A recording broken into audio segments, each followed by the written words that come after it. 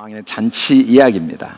그가 왕이 된 지 3년에 각 지방 귀족과 지방관들을 이제 초청해서 잔치를 벌인 이야기입니다. 근데 이 잔치 속에 어떤 게 또 있었냐면 말로 표현할 수 없는 자랑이 다 여러 사람들에게 나타나게 됐죠. 왕이 한 가지 더 자랑하고 싶은 생각이 들어서 내시 7명을 왕후에게 보냈습니다. 왜냐하면 왕후가 너무 아리따운데 이걸 뭇 백성과 지방관들에게 보이고 싶었습니다.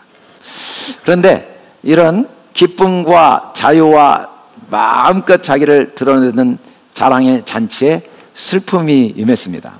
정말 슬픈 이유는 와스디가 오지 않아서 마음에 진노의 불이 붙은 것도 슬프지만 이보다 더 슬픈 이유는 사실은 왕의 아무리 많은 부와 권세와 그 혁혁함을 가지고 있다 할지라도 마음을 다스릴 수 없다는 사실이 가장 슬픈 이야기죠.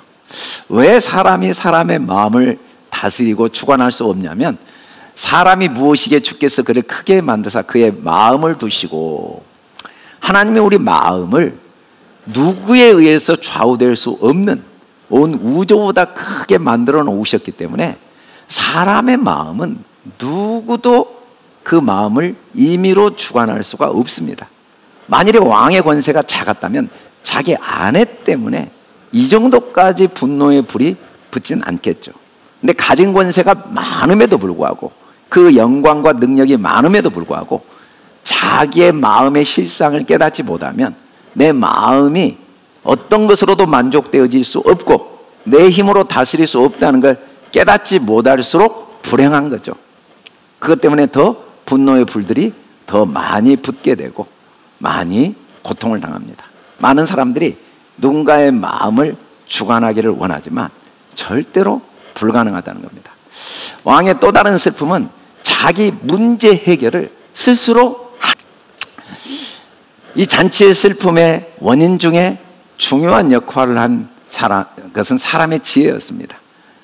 그래서 우리가 이 세상을 살면서 어떤 사람도 선악으로밖에 말을 하지 못하기 때문에 어떤 판결도 어떤 선택도 어떤 결론도 반드시 기쁨과 자유와 자랑이 따라오지만 반드시 동시에 반드시 그로 인한 슬픔과 고통도 따라옵니다. 어떤 좋은 결정 속에도 어둠이 함께 따라오고 어떤 어리석은 결정 속에도 그 안에 빛이 함께 따라올 수밖에 없는 게 사람들의 일입니다. 이 크고 작은 아픔과 모든 선택에 따른 아픔과 갈등을 통하여 하나님은 우리에게 잔치의 기쁨과 슬픔의 실상을 보여준 거죠. 이 모든 것을 통하여 결국은 천국 잔치로 초청하기를 원하십니다. 하나님이 초청하시는 천국 잔치의 특징은 먹는 것과 마시는 것이 아니요 성령 안에 있는 의이다라고 있습니다. 의. 이 의라 하면 의에 대하여 하면 내가 아버지께로 가니 너희가 다시는 나를 보지 못하며 의는 보이는 모든 걸 통하여 보이지 않는 하나님 나라를 보는 거죠. 보이는 모든 걸 통해 보이지 않는 하나님의 그 변개할 수 없는 사랑을 발견하는 게 진짜 의입니다. 하나님은 매일매일 사건을 통해 우리를 이 천국 잔치 안으로 성령 안에 있는 의의 잔치 안으로 우리를 계속 인도해 가시는 그 손길이 다 담겨 있다는 겁니다. 어떤 결론도 내 마음의 천국에 영향을 주지 않습니다. 폐의가 안 된다고 행복합니까? 폐의가 됐다고 꼭 불행합니까? 우리는 예수를 믿는다는 건 하나님이 우리에게 천국으로 초대하시는 섭리가 있다는 걸 잊지 않는 거고 우리에게 관심은 교회 안에서 영원한 천국을 경험하는 것이고 그래서 교회 안에서 절대로 해서는 안 될 일이 두 가지가 있는데 첫째는 남의 의견에 대한 절대로 판단을 하지 않기 위한 몸부림이 필요합니다. 각자의 선택에 대해서 우리가 판단할 권한이 전혀 없습니다. 그래서 우리는 남의 선택을 판단하는 일을 교회 공동체 안에서는 절대 하지 않아야 돼. 어떤 하나님의 이걸 통하여 나를 향한 이 신실함과 선하심이 담겨 있는 걸 발견할까? 우리는 항상 섭리를 봐야 됩니다.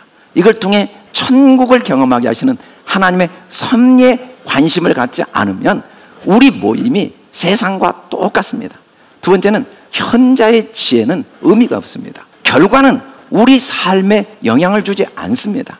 모든 사건 속에는 하나님의 선하심과 섭리가 담겨 있습니다. 그래서 우리 한기교회 교인들만큼은 회의하는 일을 멈춰야 됩니다. 회의는 인간의 지혜를 구하는 건데 각자가 하나님의 의를 발견하고 각자 주어지는 환경 또 기뻐하신 뜻이 있는가를 분별하는 은혜를 끊임없이 구하고 있습니다. 두 번째는 하나님은 우리에게 어떤 천국으로 초청하냐면 성령 안에 평강으로 초청합니다. 이 평강이라는 샬롬이라는 단어가 갖고 있는 원래 의미는 우리의 머릿속에 있는 내 생각을 진리의 말씀, 하나님의 사랑과 섭리의 말씀으로 태워버리는 게 평강이라고 말씀합니다. 사람들은 평강이 없는 이유 중에 하나가 돈 때문이라고 생각합니다. 사람 때문이고 환경 때문이고 결과 때문이고 과정 때문이고 과거 때문이고 또 막연한 미래 때문이라는 확신이 있습니다. 그러나 모든 마음의 분노와 평강이 없는 이유는 임의로 주관하고 권세를 부리고자 하는 마음 때문이라고 성경은 분명히 말씀합니다. 세 번째는 하나님은 여러 슬픔과 기쁨을 통하여 우리를 성령 안에는 희락, 천국잔치로 초청합니다.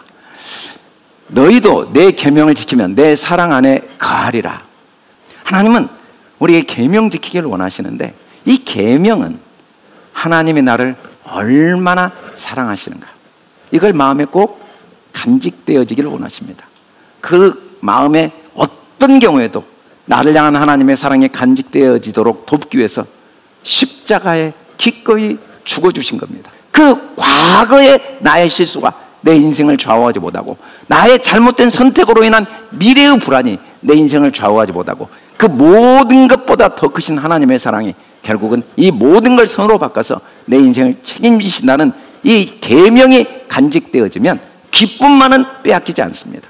이 한 주도 우리가 어쩔 수 없이 무언가를 선택할 수밖에 없고 끊임없이 지나온 과거를 이야기하고 누군가에게 책임을 묻고 누군가에게 옳고 그름을 지적하는 어리석음을 범하면서 누군가에게 아픔도 주고 누군가에게 자기를 자랑하고 또 누군가에게 나도 아픔을 겪고 누군가에게 무시를 당하는 그 수많은 사건 하나하나 속에 나를 천국잔치로 인도하시는 하나님의 섭리는 변함없이 흐르고 있어서 이 한 주도 이 주님의 섭리가 저와 여러분을 더 풍성한 천국으로 인도하시고 더 풍성한 천국을 나누게 하는 복된 한 주가 되게 하실 줄 믿습니다.